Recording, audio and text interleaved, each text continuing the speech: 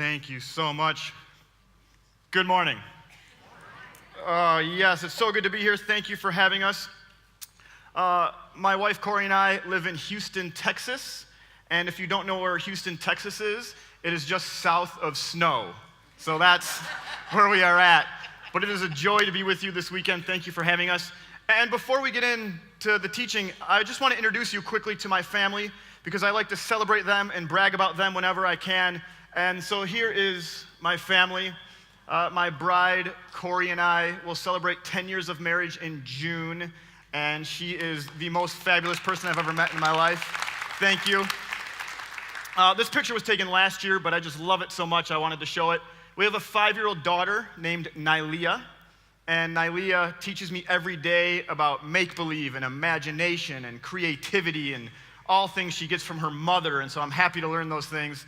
And then we have a 3-year-old son named Parker, and all Parker wants to do is either play baseball outside or watch the Chicago Cubs play baseball inside.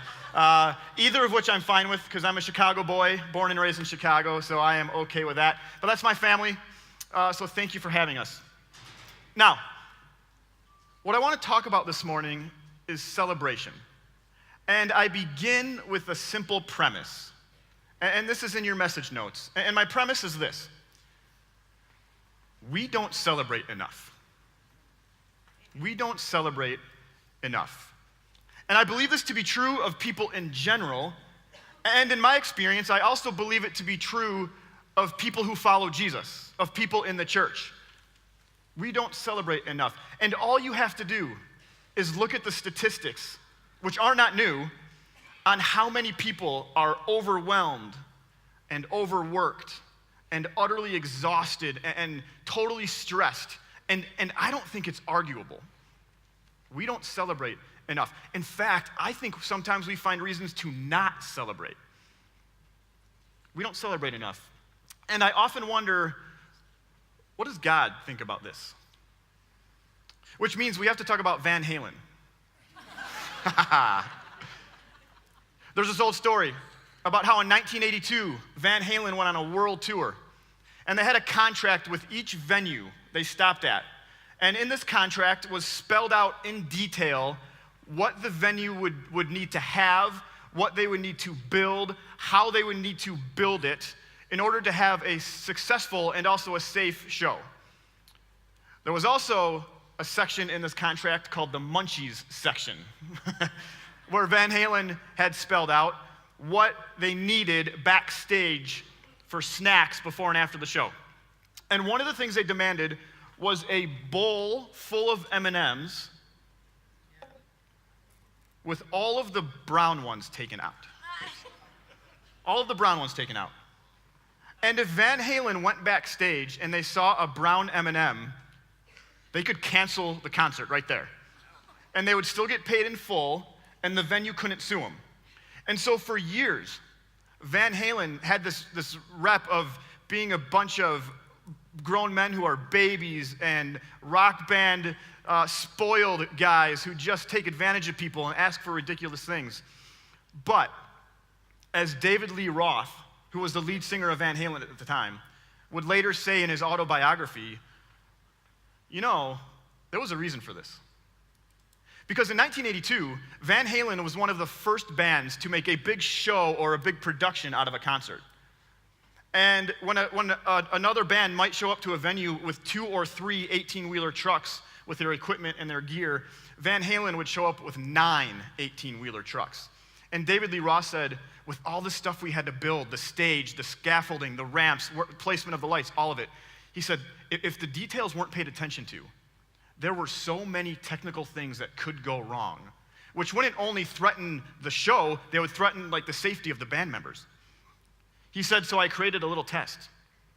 If I went backstage and I saw a brown M&M, I knew I had to double check the entire production. He said, guaranteed we would come across a technical error because they didn't read the contract. Guaranteed something would go wrong. And he later tells of a story that on a show on that tour when the venue did not pay attention to the weight restrictions of the stage, and they built the stage, and the stage sank into their brand new flooring, causing $80,000 worth of damage. And David Lee Roth said, by the way, there were brown M&Ms at that show. But for David Lee Roth, his thought was, if I can't trust you with a brown M&M, how in the world am I going to trust you to build a big, complicated stage that you've never built before? If I can't trust you with a brown M&M, what can I trust you with? And I wonder if, when it comes to celebration, if God thinks, if I can't trust you to celebrate, to enjoy this one and only life I've given you, which, by the way, is why I've given it to you, so you would enjoy it, so you would enjoy me, what can I trust you with? Is celebration our brown M&M? And so what I want to talk to you about tonight is this morning I want to share 4 truths about celebration, and then I want to give you a challenge at the end. And these 4 truths and the challenge are also in your message notes. And we'll start off here with the first one. Celebration is built into the fabric of being God's people. Celebration is built into the fabric of being God's people. We come from a long line of celebrators, like centuries worth. If you go back to the first century and you look at the Gospel of John, have you noticed that when John is telling us a story, he will often share what festival is going on at the moment or which festival is right around the corner, either at the beginning of the story or somewhere in the middle. For instance, here are a few examples.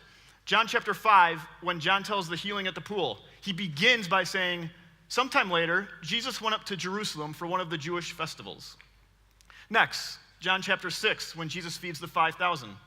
The Jewish Passover festival was near. Next, John 7, a story about Jesus and his brothers. But when the Jewish festival of tabernacles was near. Then John chapter 10, when it's conflict over Jesus' claims. Then came the festival of dedication at Jerusalem. Then one more, John 13, when Jesus washes his disciples' feet. John begins the story by saying, it was just before the Passover festival. And John doesn't always give us this detail because the festival has a lot to do with the story he's telling us, although sometimes it does. John gives us this detail because if you're a first century follower of God, oftentimes you knew what time of year it was by what you were celebrating at the moment. I mean, celebration was built into the fabric of being God's people. And we can back this up even further. Leviticus chapter 23. And as we all know, we're not really celebrating unless we're talking about Leviticus, right? Leviticus chapter 23. God spends an entire chapter telling his people what festivals he wants them to celebrate throughout the year, how he wants them to celebrate these festivals, and when he wants them to celebrate these festivals. I mean, he spends an entire chapter telling his people to celebrate, to eat, to party, to rest. And what's interesting is, he doesn't even start with the festivals. Before he gets into any of that, he starts with a Sabbath. He says, yeah, we'll get to the festivals, but can we start by just taking a day off, please? Can we get that covered first? Then he gives the details of these 7 festivals. And at one point, God says, by the way, if you don't celebrate this festival, you will be cut off from your people. If you don't party and shake it a little, you're dead, is what God says to his people. Yeah, it was built into the fabric of being God's people. We don't celebrate enough. And then you get to the end of Leviticus 23, and God kind of reviews all of this, and he says this: these are the Lord's appointed festivals, which you are to proclaim as sacred assemblies for bringing food offerings to the Lord, the burnt offerings and grain offerings, sacrifices and drink offerings required for each day. These offerings are in addition to those for the Lord's Sabbaths, and in addition to your gifts and whatever you have vowed, and all the free will offerings you give to the Lord. Do you notice what word gets repeated over and over and over here? Offerings. See, for the follower of God, to celebrate was not seen as being lazy or unproductive or a waste of time. It was an offering. I mean, there were times when celebrating was the most God-honoring thing you could do. Which leads us to our second truth here about celebration. The foundation of celebration isn't feeling, it's offering. The foundation of celebration isn't feeling, it's offering. This is the main theme of Leviticus 23. 26 times in the chapter, the word offering gets used. A chapter, may I remind you, which is about how to celebrate. I mean, to offer celebration was an act of gratitude. It was an act of worship. It was an act of thanksgiving to who God is and for what God has done for you. But the thing is, sometimes we feel like celebrating, and sometimes we don't. A few weeks ago, I went on vacation with my family. We went to Orlando, and we drove. We made a road trip of it. And we rented a car for this road trip because we were quite certain neither one of our cars would make it the 15 hours there and the 15 hours back. I drive a 2005 Toyota Corolla with about 160-some thousand miles and manual windows, so this is what I'm working with at home. So we rent a car, and this car that we rent has this thing I never really experienced before. Tell me if you've heard of this. Sirius XM radio. Yeah, yes. And so we start driving. It's like 5 in the morning, and pretty quickly, my wife falls asleep in the passenger seat. Our kids fall asleep in the back, and it's me and the road and Sirius XM. And within a half hour of the trip, I find station number 34, the Lithium Rock station. Yes. And I start listening to this, and it is song after song and band after band of music I grew up listening to and loving. And so after a while, I just started taking notes on bands that were getting played one right after another. I was getting so excited. And in the spirit of celebration, because I'm still celebrating this occasion, I'd like to share some of these bands with you. So here they are. We had Foo Fighters, Pearl Jam, Alice in Chains, Nirvana, Stone Temple Pilots, Third Eye Blind, Alanis Morissette, you ought to know, Gin Blossoms, Soundgarden, Rage Against the Machine, Collective Soul, Goo Goo Dolls, Garbage. You wonder how some of these bands come up with their names. REM, Lenny Kravitz, The Offspring, Green Day, Counting Crows, Sublime, Beastie Boys, Dave Matthews Band, Oasis, Live, 311, Smashing Pumpkins, No Doubt, U2, Red Hot Chili Peppers, Weezer. Come on, yeah. I like you already, Crossroads. Well done. Now, how many of you look at this list and think, that's some good music? Yeah. How many of you look at this list and think, that's not very good music? And anyone look at this list and think, I have no idea who any of those bands are? Yes. Yes. But for me, when I was in middle school and high school, if you would have made me a burned CD, pre-iPod days, a burned CD of these bands, I would have dated you. This was my music. I loved it. And so there's this moment when, you know that moment at the beginning of vacation where it's a week of doing whatever I want to do. Or more accurately, whatever my kids want me to do, but that's not the point. It's me and vacation and my family and Orlando and the sun is up and station 34, the Lithium Rock station. There's this moment where I'm thinking, I feel like celebrating. I could celebrate this forever. And then, a couple hours later, I get pulled over for speeding in Louisiana. And I get pulled over, and something happens to me that's never happened to me before. The police officer pulls me over, and instead of getting out of his car, he gets on his intercom and says, "Driver, please step out of the vehicle." I'm like, oh man, what did I do? And my kids are loving it. They're like, yeah, Dad, get out of the car. I'm like, okay. And I open the door. I'm like, how does this work? Do my arms go out first? And I lean back, and it's okay, I love Jesus. What do I do? And I get out, I walk to the back, and the officer treats me with respect, but he will not smile at me this entire interaction. And so he says to me, Is there a reason you're driving so fast? And yeah, two small kids in the back. That's where we're going. I said, sir, I'm sorry, isn't the speed limit 70? I didn't think I was driving that fast. He said, no, it's 60. I said, I'm sorry, I thought it was 70. And he said, it was 70 a couple miles ago, now it's 60. And I had missed a sign. I was too busy rocking out to losing my religion or something like that, and I just missed it. And he starts writing me the ticket, and I'm bummed because it's my first ticket in like 7 or 8 years. And as he's writing me the ticket, my wife, Corey, like rolls down her window on our rental car. Then she rolls down our kids' windows, and she leans out of the car, looks back, and she says, excuse me, officer, my kids really want to say hi. Can you come wave to them? Like, honey, we're doing business here. Like, what are you trying to do? And he says yes. He stops writing the ticket.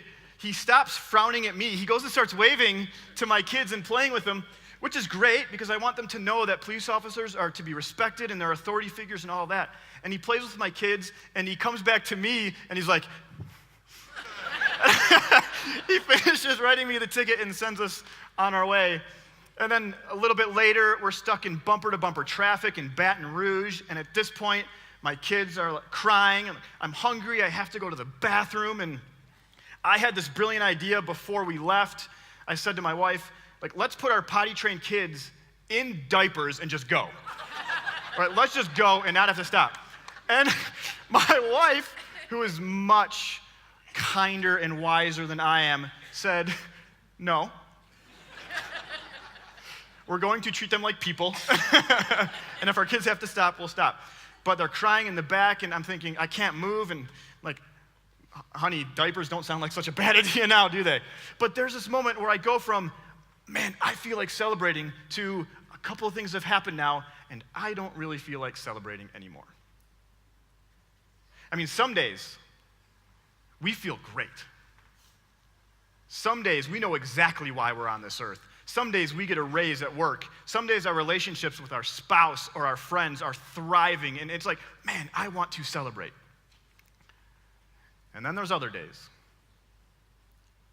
where we feel terrible, or we have no clue what our purpose is, or we get a grade on the test we weren't expecting, or the person we care about tells us they're leaving, or the doctor tells us the cancer is back, and we think, man, the last thing I want to do is celebrate. Sometimes we feel like celebrating, sometimes we don't. And I believe, wherever we find ourselves this morning, there is something that can be celebrated here. Whatever situation you are in, there is something that can be celebrated here, even if the only thing we have to hang on to, even if the only thing we have to celebrate this morning is the promise that God is with us in this situation that we are in. Which doesn't mean God wants you in the situation. It doesn't mean God likes the situation. It doesn't mean God planned the situation. It doesn't mean you have to put on a fake smile and give thanks for the situation. Because sometimes, let's be honest, we just have to call out evil and sin and hurt for what they are. But what it does mean is that God has promised not to leave you alone in the situation. And at least for that, we can give thanks.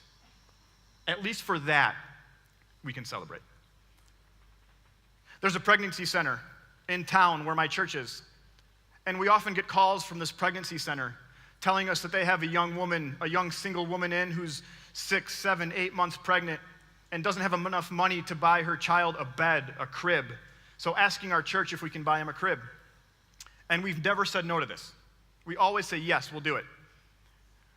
We got a call last week, and the pregnancy center said, we have a 14-year-old here who is 6 months pregnant by her stepdad.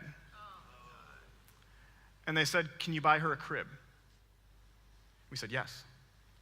And we said, but also, can we talk about the possibility of throwing this young woman a baby shower? Because this is a messed up situation, and we have to acknowledge that. We have to call it what it is. But we believe that there is something here that can be celebrated, and we'd like to help with that. It's the foundation of celebration isn't feeling, it's offering. Which leads us to our third truth here. Jesus followers should lead the way in celebration. We should absolutely lead the way in celebration. Who has more to celebrate than Jesus followers? When we hear Reuben's story, we should celebrate.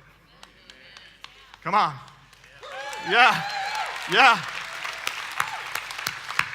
We should lead the way in celebration. Look at the life of Jesus. In Luke chapter 4, Jesus begins his public ministry by quoting Isaiah 61 and announcing the year of Jubilee, the year of the Lord's favor.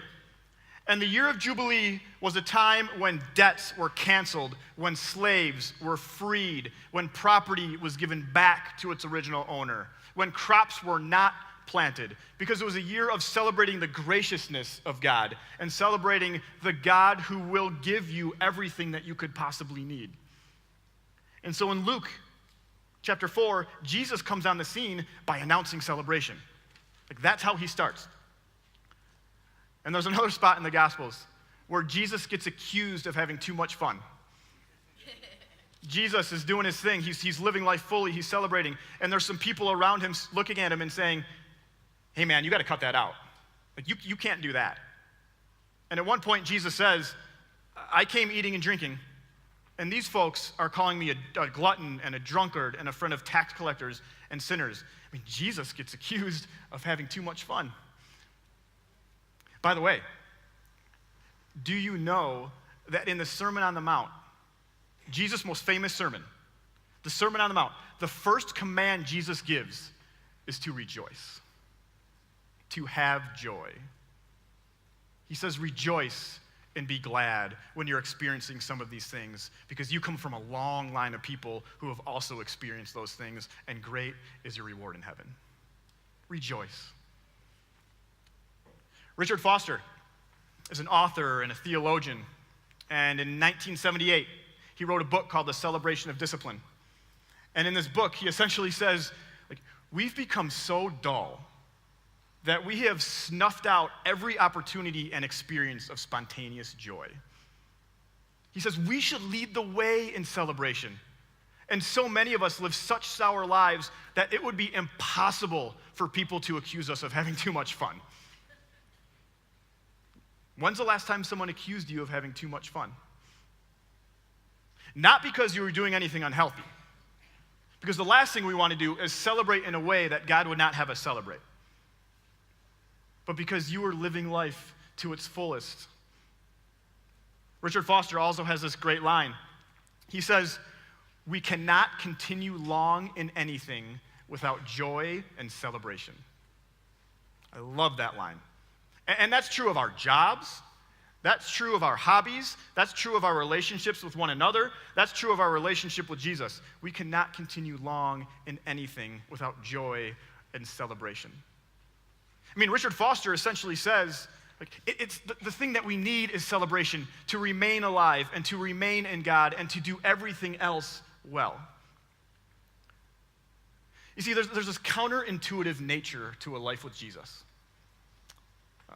I was in a room full of pastors about a week and a half ago.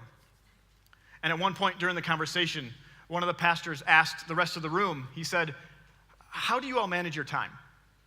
I mean, how do you manage to get everything done by the end of the day or the end of the week? Because I just can't. And one of the first questions posed back to him was, well, when's your day off?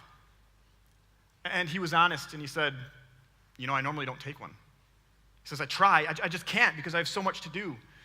And this guy, he's a good guy. He's doing his best. He has a family. He has a part-time job outside of being a pastor of a church. He says, I don't have a day off. See, we often think, I have so much to do. I'm busy. I have to get it all done, so I have to work more. But the counterintuitive nature of a life with Jesus says, okay, you're busy. You have a lot to do. You have to get these things done. But oftentimes that means you have to work less. Because it is in your DNA as a child of God to get more done in 6 days than you can in 7 days. It is in your DNA as a child of God to experience more of life by slowing down and celebrating once in a while. I mean, we should be leading the way in celebration, and it shouldn't even really be close. Which brings us to our fourth truth here. Celebration means sometimes we do things simply to experience joy. Celebration means sometimes we do things simply to experience joy. San Jose State University has been holding their spring football practices, like other colleges across the country. And spring football practices can get kind of monotonous and boring and repetitive because you're doing a bunch of the same things every day, and the first game isn't until like September, like months and months away. And so oftentimes coaches will do things to try to liven things up and try to bring excitement and joy to their players. And what San Jose State University has that no other college in the country has is a running backs coach named Alonzo Carter. Alonzo Carter is a football coach, but in the 80s and in the early 90s, get this, Alonzo Carter was the lead dancer and head choreographer for MC Hammer. And so 3 Saturdays ago, at spring practice, the head coach at one point on the sound system started playing Can't Touch This. And Alonzo Carter has been in several MC Hammer videos, including Can't Touch This, and he remembers all the dance moves. And so the coach starts playing the song, and he tells Alonzo, hey, like, do your thing here, just go for it. And I want you to watch Alonzo Carter, but I also want you to watch the reaction of the players because it is a treat and it's fantastic. And here it is. Can't touch this. Can't touch this. Can't touch this. My music so hard makes me say, oh my Lord, thank you for blessing me. What am I doing? That's good. When you know you're down, I see the whole way from the hook and I know it's sad and this is big. You can't touch it. I told you, homeboy, you can't touch it.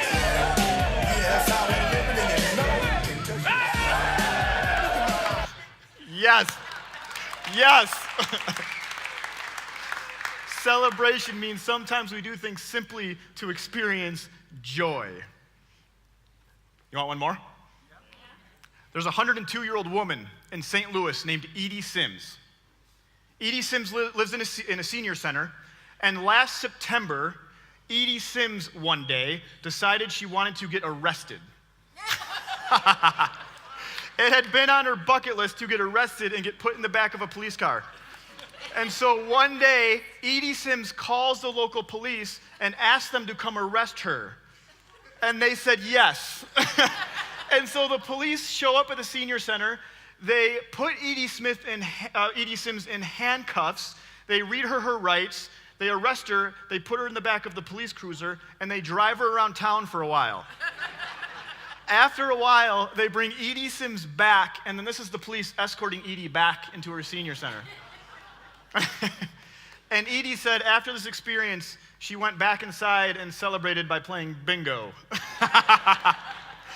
And I heard a radio interview with Edie shortly after this, and the host asked her, they said, well, what was it like? Was it what you expected? And she said, well, I didn't expect them to put me in handcuffs. And then they asked her, like, you haven't been arrested in 102 years. You must have been a good girl like your whole life. And Edie said, well, as far as the police know. At 102, Edie Sims knows sometimes we simply do things to experience joy. And so maybe you're sitting here now and thinking, okay, great, celebration, more of it. I'd love to. How? Like, I don't even have a clue where to start. Which is a fair thought and a fair question. And there's this great line in David James Duncan's book, The Brothers K, where it says, even enjoying oneself takes practice. And many of us are out of practice. And so let me just give you a few practical examples of maybe where to start celebrating. Laugh more. Don't take yourself too seriously. I mean, if you know someone who does a good impersonation of you, bring all your friends and have them do it for everyone and just laugh, because it would be great. Have friends over for dinner. Start celebration traditions with your family.